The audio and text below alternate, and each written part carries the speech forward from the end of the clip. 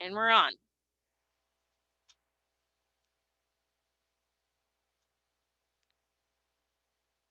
Welcome everybody to the panel discussion today about data analysis and interpretation. We'll be meeting for about 45 minutes. We have a great group of people that are going to discuss some awesome topics. But first, let me introduce Arietta Fleming Davies. She's going to be the moderator for today's session. Arietta is all yours. Thanks, Jessica. So I'm going to briefly introduce our panelists, just to give you an idea of the format. Each of them are going to speak for 5 to 10 minutes on a specific topic, and then later you will be welcome to join them in the breakout sessions on that particular topic. If you have questions, please use the Q&A box to add your questions. You can do that at any point during the presentations, but we are going to have one synchronous Q&A session at the end for all of our panelists. So rather than questions for each panelist after their short talk, we'll have all the questions together. So please feel free to put those in the text box as we go, and also to continue to upvote and check in on those questions. Great, so we have a really excellent set of panelists for today, who I will introduce briefly in alphabetical order. We've got Tamara Basham, who's in the Collin County Community College District, and teaches environmental science. So that's her focus for data analysis, is in those intro courses for environmental science. We have Erica Crispo from Pace University, who teaches intro bio for majors, and her focus is on helping students provide tangible skills for their resume, particularly skills in the software R. So she'll be talking about some different options for how to use R in the classroom. We have Tara Jo, also known as TJ Holmberg, from the Northwestern Connecticut Community College, and she'll be focusing on how we can change our fieldwork-based courses to adapt them to our online environment by focusing on data sources that are online. Specifically in her breakout, she'll be discussing some of the NEON data analysis modules. Paige Perry is at George Fox University, and she's a quantitative biologist who also uses R to teach students data analysis skills, and we'll be talking about using Swirl to make that an interactive experience for students. And then last but not least, we have John Starnes from the South Central Kentucky Community and Technical College, and he is interested in bridging the gap between math and biology via data analysis for his non-major students that come in with very little math background. All right, so shall we start? Do we have an order? I should have introduced in the order of the, I believe Erica Crispo is first in our order. Yes, all right.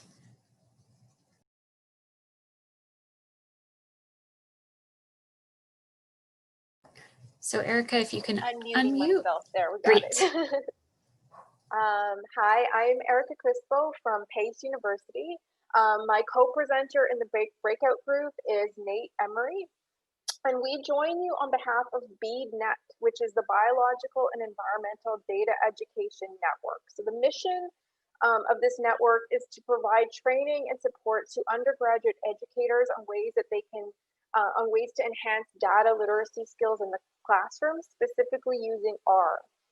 So we believe that R is a tool that can enhance student learning of quantitative skills because when implemented effectively, it's easier to use than other programs like Excel, and will help students succeed in their future careers because it's a tangible skill that employers like to see that students have some knowledge in. So the time spent in the classroom can focus on understanding and interpreting data instead of learning how to use a program like Excel, for example.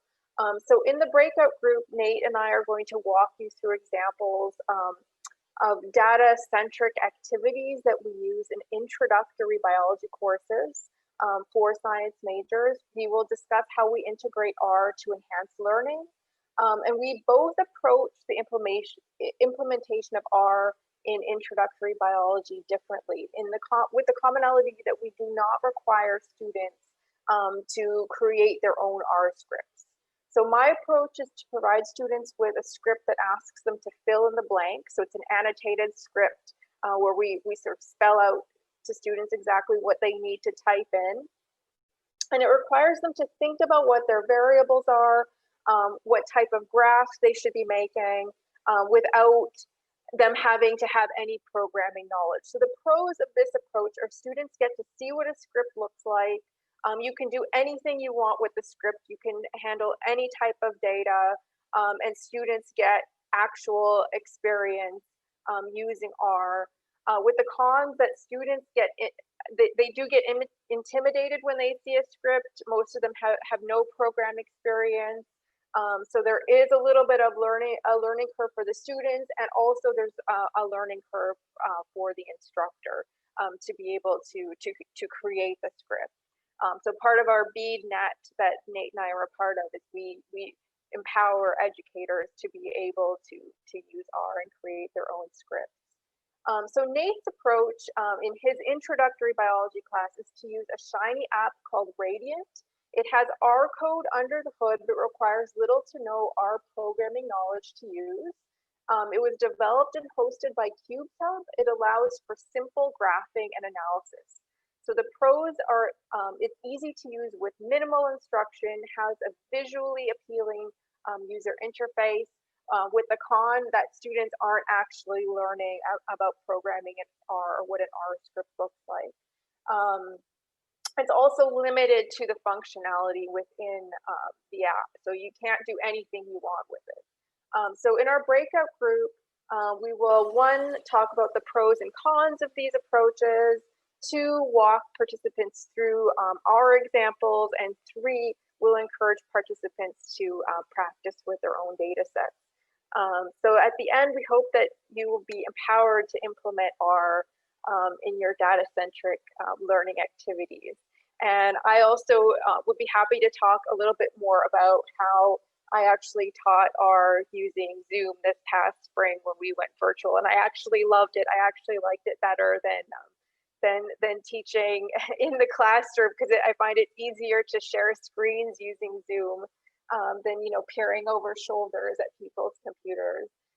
So I have a Google Drive with our example, a Google Drive folder with our example activities, and I also have a GitHub repo, and I can put the links in the chat for you for that. Thank you. Great. Thank you so much. Tamara, I think you're next on our agenda. Good afternoon. I'm Tamara Basham. As Arietta said, I teach at a community college in the Dallas-Fort Worth area. We're a very diverse community here in Plano. We have a lot of first-generation Americans, a lot of recent immigrants. We're a veteran serving institution. I can keep going. We have a vast array of different types of people coming into our classrooms. And the added component to my challenge is that this is usually the last science class they take in their college career. They're non-majors, and I feel like this is the last stand. So after hearing, I'm horrible at math, I can't graph, I can't read a graph from so many students, I got inspired to just take it in little pieces and over time help build up their tolerance to seeing tables of data and not freaking out. So I started using small data sets and having them graph them by hand and just analyzing, interpreting those data. And it's been really successful. So I'll be walking you through some of the data sets that I use. I have a different data set for each topic that we cover, which ranges from evolution to air pollution, environmental justice, all of it in environmental science. So if you want to come on over and visit in our breakout room, I'll show you what I've been doing. I would love to hear what you guys are doing. I wish I could attend the other panelists' breakout rooms. You guys are all doing really interesting stuff. So that's my spiel. Great, thank you. And next we have John. All right, I'll unmute here. Hello, everyone. I'm John Starnes. I teach at South Central Kentucky Community Technical College. It's in Bowling Green, Kentucky, which is, of course, South Central. And I teach a lot of non-majors courses, both in environmental science and then general biology as well. And what I noticed is a lot of my students had very poor math skills coming in, or even if they had had a math class as an advisor, I had them as students so I could look up their records and knew that they had math. When I would teach those math topics in my biology classroom, it seemed like it wasn't translating, like they weren't able to translate the knowledge from their math class to their biology course. And part of that is the language that we use in the biology class, because most of us are not math teachers or math instructors, and we've had just our general math background, but we may not teach it in the same way as math instructors. And so I was looking for modules that would help me to integrate that. And I found a group that's called the Quantitative Biology at Community Colleges. It's an NSF funded project to bring together both math faculty and biology faculty to develop modules and also to teach these modules that are developed in general mathematics, in general biology courses. And so a lot of the math faculty also want biology examples to use in their classrooms.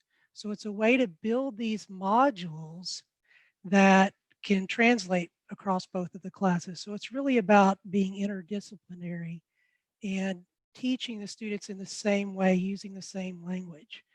I mean, even simple concepts like ratios. How do we discuss it in a biology class versus a math class? So in a biology class, we may go, well, the surface area to volume ratio is 3.1, but a ratio is always supposed to be two numbers. So it's trying to really transition that language from one class to the next and help those students. So in the breakout session, I'm going to talk about the Quantitative Biology at Community Colleges group and some of the professional development opportunities that are available for faculty, and also for help in building modules with math faculty from across the nations that are involved in this program. And then I'll go into a couple examples of some of these kind of sticky points that we can get to in our classroom when we look at things like graphs, and how we talk about it can confuse the students, right? And so that's what I'm going to be focusing on in my breakout session. And so if you have any questions, just let me know, and we'll try to go over those. And I'm pretty open to whatever we really want to discuss, but I just want to show you those examples. Great, thank you. Next up, we have TJ.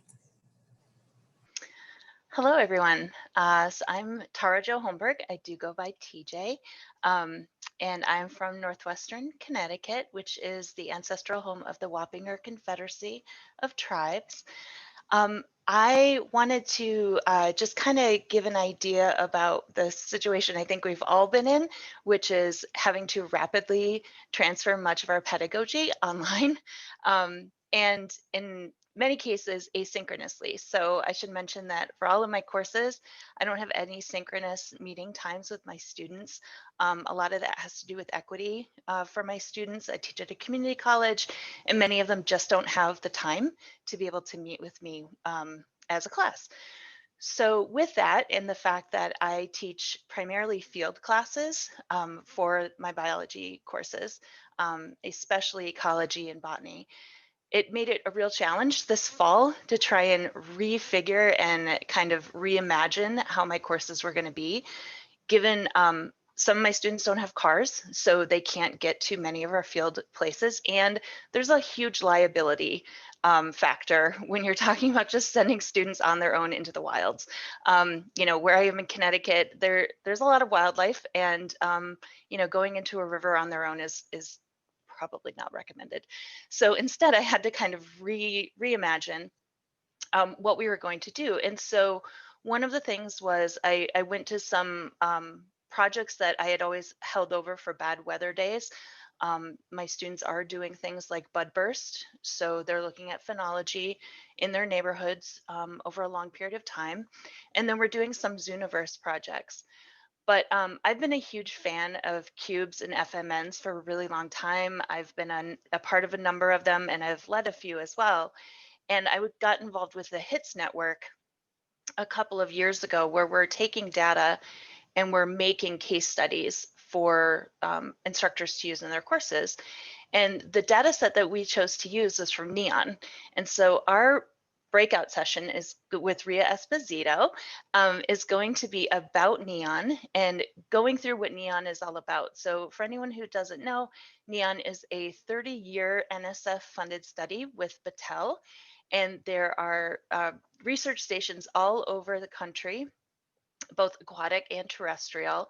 They're collecting open source data on any number of ecological parameters that can be used in the classroom and obviously can be used for scientists. And so it's a great dipping their toe into citizen science using data that's already, thank you, Ria, dipping their toe into data that's being collected by these research stations. So it's authentic data. As much math as I want them to have, I'm actually teaching a stacked ecology class. So my upper level students are doing all the stats for the lower level students who come in without a math prereq. And specifically right now, they're doing the Quercus phenology to pair with their phenology at home. So they're looking at oaks in San Joaquin, they're looking at oaks in Ordway Swisher in Florida, and then at Harvard Forest. And so they're comparing what's been happening over the seasons and climate change, which also it's a little touch point for them because I've been to 2 out of those 3 stations. So I can give them my own pictures of those places. So working with this data has been a lifesaver for me in helping save my course. And Ria from NEON is going to give a whole overview of all the projects they're doing, as well as give one more example on birds. And so it's going to be a great session. I do wish I could go to everybody's breakout sessions because they all sound amazing. But if you want to come to ours, we're going to talk a lot more about NEON and what it has to offer. Great, thank you. And then we will go to Paige. All right. Hi, everybody. I'm Paige Perry, and I teach at George Fox University, which is a primarily undergraduate institution in the Portland metro area over in Oregon. So I think I'm one of the few all the way over here on the West Coast. But I am a quantitative ecologist, and so I have for a long time just been really excited about bringing more quantitative tools into my classes and finding ways for them to be more accessible to my students. I teach both general education science courses as well as upper division biology courses, but regardless of the course, none of my students come into my course with any exposure to programming and very little exposure to statistics. So it's been fun for me to think about how I integrate our programming into my courses in a way that's not only friendly to my students. I'm sure if anybody has taught our programming in their courses, they know that it's just really intimidating for students. And I think a big part of that is, so often when we teach concepts, we're asking them to draw on skills that they've been utilizing all throughout their K-12 education and just apply it to more advanced material. But if they've never done any programming, for many of them, it feels like we're asking them to develop brand new skills from scratch, utilizing something that they just have no exposure to. And that's a stretch for many of them. It also feels scary for many of them. It feels intimidating. And when they feel intimidated and concerned, they oftentimes lose motivation. So a lot of my focus has been on trying to implement and develop and find tools that just reduce those barriers and help them to become comfortable and gain confidence with our programming so that I can eventually transition them into more complex analyses. So to that end, my breakout session today is going to be talking about Swirl. And Swirl is an R package that introduces R through interactive modules. And so there's all sorts of lessons available for Swirl that cover a diverse array of statistics topics and programming topics and biology topics. But the core of all of them are just these interactive modules where prompts are printed on screen in the RStudio console, and students respond directly to those prompts using code or with text, but writing directly in the RStudio console. So I found that it's a really, really good way to reduce any troubleshooting that students may have to do with R and make it much more friendly and familiar while still engaging them in actual programming. And more than anything, it's helped my students to build confidence and kind of rise along that R learning curve much faster than before I was implementing Swirl modules. So with Swirl, I've gotten so excited about it that I've had the opportunity several times to teach CUBE's faculty mentoring networks, in which I and other faculty develop new Swirl modules and implement them in their courses. And so in today's breakout session, I'm also going to be talking about some good lessons learned from kind of that collective body of experience from the faculty who have participated in those. So more specifically, I'll spend a little bit of time just introducing Swirl in more detail so that everybody can become familiar with what the package is and how it works. And I'll talk about why I think it's particularly useful in undergraduate biology. And one of the reasons, I'll give you a little teaser now, is that Swirl modules can be used to integrate the programming with the data analysis with actual biological or ecological concepts, depending on how you use the lessons. So most of the lessons that I use integrate a biological data set that students analyze directly through that Swirl module using the tools that I'm expecting them to use on their own data. And so I can simultaneously teach the concepts that I want to teach, the science concepts, as well as the programming tools, as well as the statistical analysis approach. And that's been a big benefit, because I think another big barrier to teaching with R is just finding the time when we need to teach content and we need to teach many other things to teach programming from the ground up for students who have never seen it. So it can be a big time saver by integrating all of those things. So I'll talk a little bit about some of those reasons why I think it's really useful for undergraduate biology. I'll point you to places where you can find some existing Swirl modules and touch very briefly on the Swirlify package, which allows you to design your own modules if you're motivated to do that. And then if we have time, we'll demo a little lesson and talk about some best approaches for implementing Swirl modules, which have been contributed by a number of the participants in the CUBE's FMNs that I've had the opportunity to lead. So if you're interested in integrating R in your classes, I think you have several opportunities to learn that today. I think Erica sounds like she has some really great tools and tricks to share as well. But Swirl is the one that we'll be talking about over in my breakout session. Great, thank you so much. And thank you to all of our panelists for being really attentive to time. So we have plenty of time for questions and answers. So since you can only go to one of the breakout sessions, this is your chance to ask some of our other speakers for the sessions you won't be attending, to share their resources or to answer questions. Great, so we have a few questions coming in that question and answer box. So we'll start with those. Note that you can also upvote, but I encourage everyone to put some questions in the chat. You can even put them anonymously, sorry, not in the chat, in the Q&A box.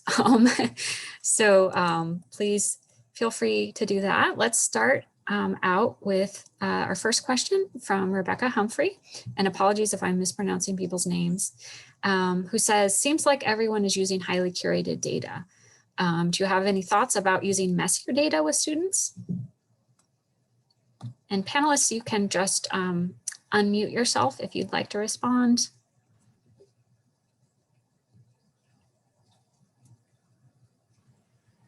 So some of the resources that I use, they are not clean data.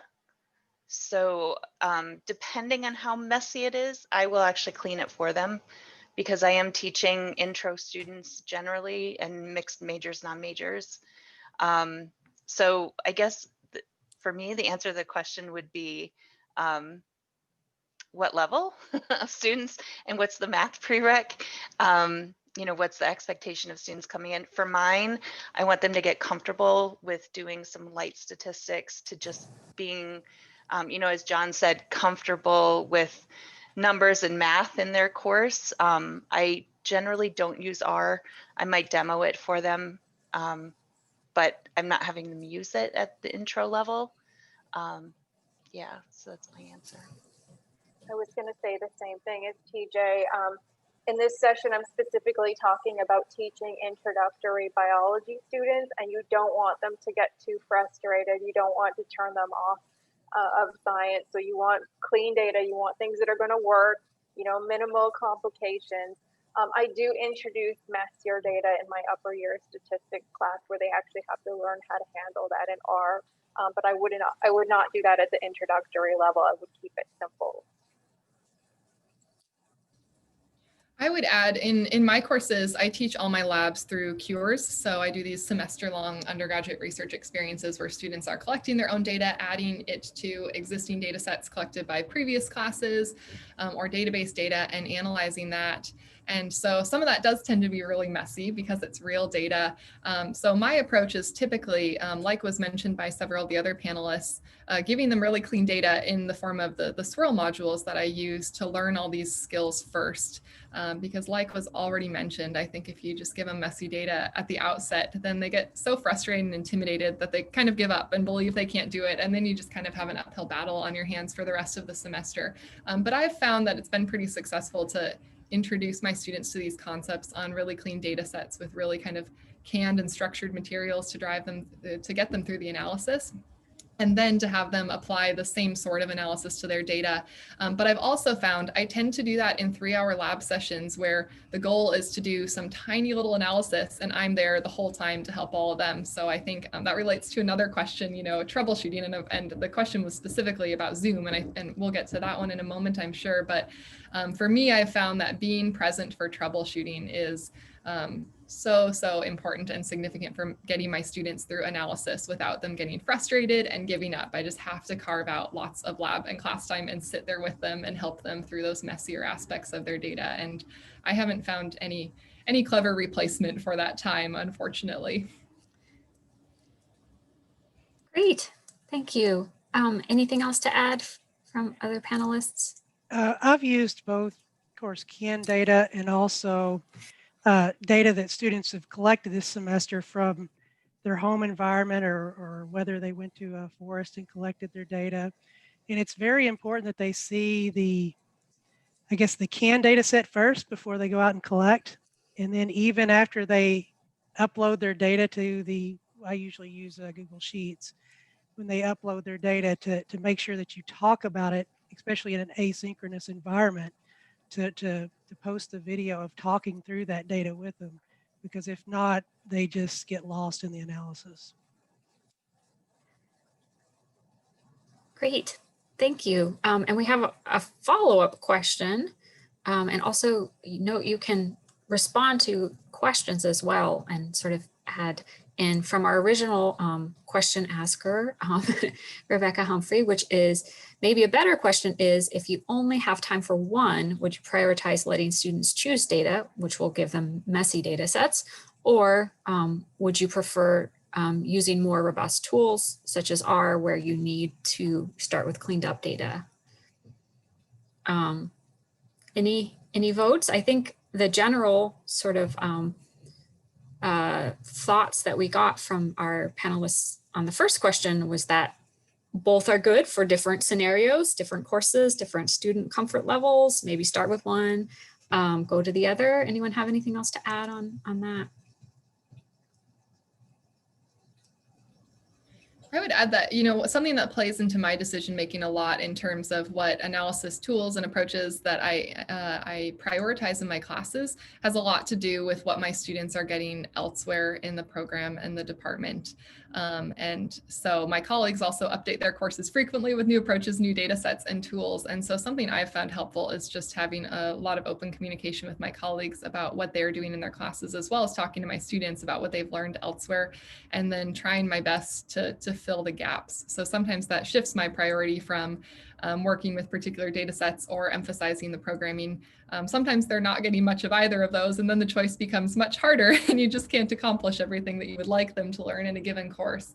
But I mean, that would be my very simple piece of advice for helping to make those decisions. Great, thank you. Anyone else want to chime in before we move to our next question? All right, great. So our next question is from Rich Kleiman, and apologies for pronunciation. What are your feelings on having students do back of the envelope analyses and data visualization to get a feel for the analyses before or after they do a formal analysis?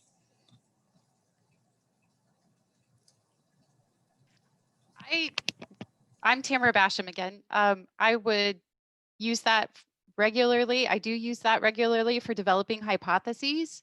I think drawing cartoon graphs, for lack of a better word, without any numbers on your axes is a great way to think about your hypotheses. What do you think the relationships are between these variables? So I use that a lot because then they know what they're looking for once they graph their data. What kind of relationships would have what kind of lines fit to them. And so I think especially, I don't do a lot of very complex analyses with my students, but they get the scatter plots and the trend lines really well. And it's a great way to think about your hypotheses about these data.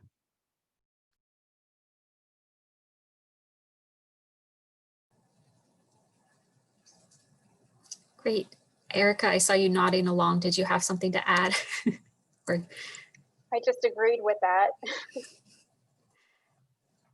Great. All right.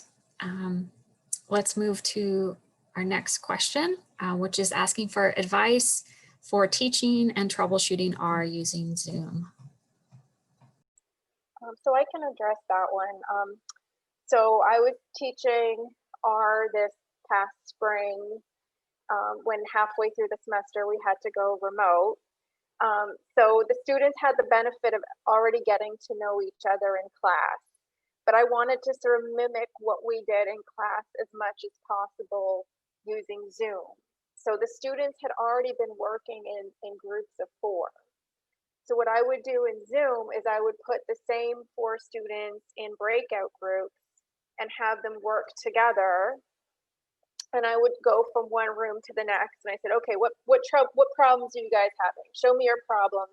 And the least shy of the 4 would share their screen. And that way, they don't have to share their screen with the whole class. Of course, if you're doing the entire course from day 1 via Zoom, it's a little harder for them to get to know each other. So I kind of had a little advantage there. But I found it worked really well. And I had one very, very shy group of 4 students. When I'd pop into their breakout room, everyone's mic was muted and everyone's camera was off. But those 4 students I said, come on, guys, work together. They say, oh, no, we're okay. We're all doing it on our own. But every once in a while, one of them would come back to the main room and I could help them individually one-on-one. So if there were too shy to share their screen with anyone, even with the other 3 in their breakout group, there's still a way that we could do a private one-on-one, just me and that one person in the main room. So, it worked. Everyone got their work done at the end of the period, and it was really interactive. So I enjoyed doing that, and I felt it's easier to see, someone's screen and look at their code and say, okay, line such and such. Do you notice you've got a typo there? And I found it easier even than when you're looking at people's computers in the classroom. So I enjoyed that. Great. Thank you. And can I ask how big was your class, Erica, when you used the breakout rooms? It was small. It was like 16 students. Great. So even in a small class, it helped to have them in those smaller groups. In a big class, it would be harder, right? Because you've got to get around from one group to the next. But you've got the same problem in the real classroom, going around and helping individual groups. Great. Paige, did you want to add something? Am I remembering correctly? Are you the other teaching with R? Yep, you're correct. Yeah, I think I would just add that I think live coding is really key, whether you're teaching on Zoom or in person, for teaching the coding as well as troubleshooting the coding. And I know that people have varying degrees of comfort with live coding. I know even as somebody who does art programming a lot. When I started teaching, I was really intimidated to do a lot of live coding with my students because I make errors all the time and I troubleshoot all the time. And that can be intimidating. And sometimes I get stuck, and I didn't want to get stuck in front of my students. But I've found, since I've become braver and have taught a lot of programming through live coding now, that my students just learn so much better. I mean, I can write all the code, I can give them handouts with all the code, but it seems like there's no replacement for sharing my screen or projecting my screen if we're face-to-face, and writing the code along with them while they're keeping track on their computers. And at the same time, when I do run into an error and have to troubleshoot, while sometimes it delays the class, it's also a really valuable lesson for them to see how experienced programmers, first of all, run into problems and have to troubleshoot. And then also I can kind of narrate my process of troubleshooting and give them an example for how to do that themselves. And fortunately, it's just as easy to do that on Zoom as it is face-to-face through screen sharing. So yeah, I just say live coding, I think, is really, really, really helpful when you're teaching programming. That's great. And I'm not a panelist, but I also teach a lot of R and right now online. And so if you don't know about the request remote control feature, this is amazing. I agree with Erica. I think it's much easier to teach R online through Zoom actually than like trying to lean over a student's screen. So you can click request remote control, and then you can actually type their R code in their window, which is excellent if the sort of walking them through it isn't working. So we want to finish up a little early so that you guys have time to find your breakout rooms, because that's going to be separate Zoom links. Before I pass the screen to Jessica, I just wanted to also note that John answered a question in the text chat, in the text box for Q&A, on where to find resources on using common language for graphs in interdisciplinary work. So please take a look at that. That was a really helpful response as well. Great. So Jessica? Did you want to speak, or you just wanted to show this slide? Yes, sorry, I was trying to find the buttons. Yeah, so the panel breakouts for these speakers and also the other concurrent panel that is occurring right now is going to be happening basically right after this session. So if you go to the LDC virtual program page, all of the join now buttons should be uploaded so that you can view them, and just click whichever one you want to join to hear these incredible speakers continue on their journey about data, or if you wanted to switch over to the online teaching to do the breakouts for that one. So there's 8 concurrent sessions. So you have lots of choices. So I guess that's it. Thank you, panelists. Thank you, Arietta. You all did an amazing job. We'll see you soon. Yes, thank you to all our panelists. And I put the link to the online program again in the chat. Great. Thank you so much, Arietta. I was about to do that. Bye, everybody.